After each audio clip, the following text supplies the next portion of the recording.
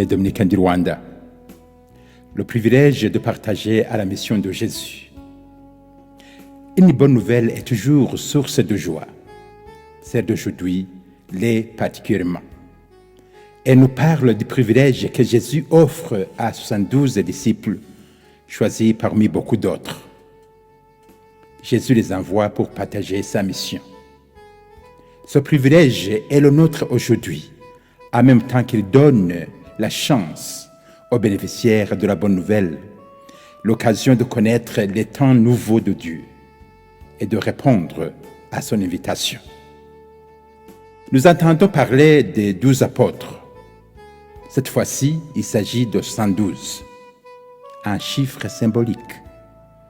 Si Jésus envoie les 12 annoncer la bonne nouvelle et guérir, il leur donne une certaine autorité nécessaire. Cette autorité se trouve dans le symbolisme même du chiffre 72. Dans l'histoire du salut, 72 nous rappelle le nombre de 72 sages qui étaient choisis pour aider Moïse dans sa responsabilité de diriger et guider le peuple de Dieu dans le désert, comme nous le trouvons dans le chapitre 11 du livre des Nombres. C'est aussi le nombre des membres du Sanhédrin, ou le Conseil suprême juif. Ainsi, les 72 disciples prennent part à l'autorité de Jésus qui les envoie. Le chiffre 72 réfère au nombre des nations du monde pour dire que l'autorité des 72 ne doit pas être limitée aux frontières humaines, mais doit embrasser les frontières que seul le roi de l'univers, Jésus, peut définir.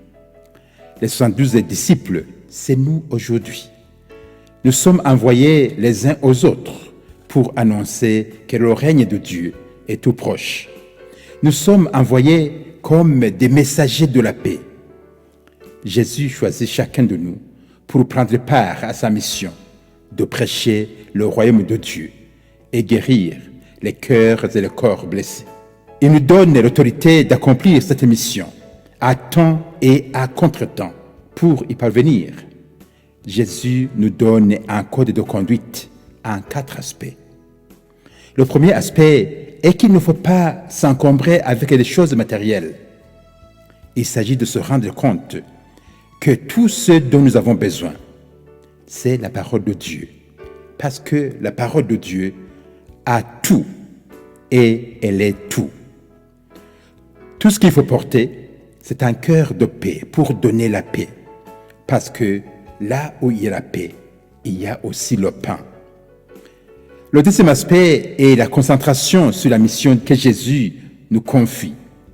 Rester focalisé et ne pas perdre du temps dans les distractions inutiles, de peur de perdre de vue l'essentiel. Annoncer le royaume de Dieu est urgent et prioritaire. Le troisième aspect est que le disciple de Jésus ne doit pas se focaliser sur les profits à gagner de sa mission. Il doit dépendre de ce qu'on lui offre et se garder de tout opportunisme. Il s'agit de réaliser que nous tous, nous comptons sur la générosité de Dieu. Vous avez reçu gratuitement, donné gratuitement. Le quatrième aspect, c'est faire savoir aux bénéficiaires du message du salut leur responsabilité. Nous serons tous jugés selon ce que nous aurons eu la chance de savoir. La foi vient de ce qu'on écoute le message. Entendre le message de la foi nous engage. Il s'agit d'un avertissement à ceux qui seraient tentés de rejeter l'invitation de Dieu.